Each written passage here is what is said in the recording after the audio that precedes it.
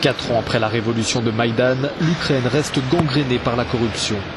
L'Occident vient même à se demander si les autorités ukrainiennes sont réellement déterminées à lutter contre ce problème.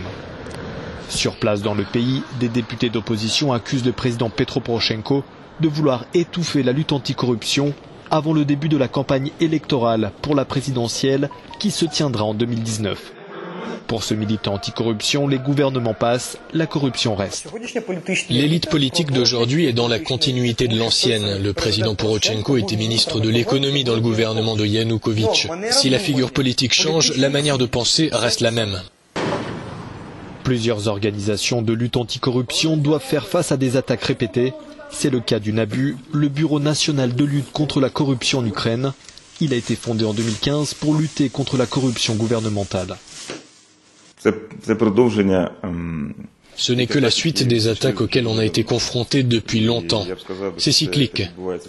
Mais l'intensité de ces attaques augmente et c'est directement lié au fait que nous enquêtons de plus en plus sur les affaires criminelles mettant en cause des personnes qui disposent de ressources médiatiques, matérielles ou administratives qu'elles retournent contre nous.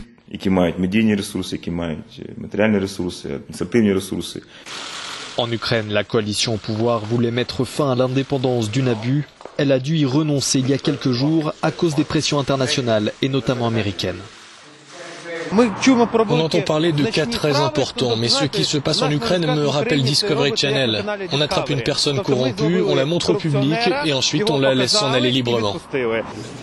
Plusieurs hauts responsables politiques ukrainiens ont été inquiétés au cours de l'année dans des affaires de corruption, comme Roman Nassirov, chef des douanes et directeur général des impôts.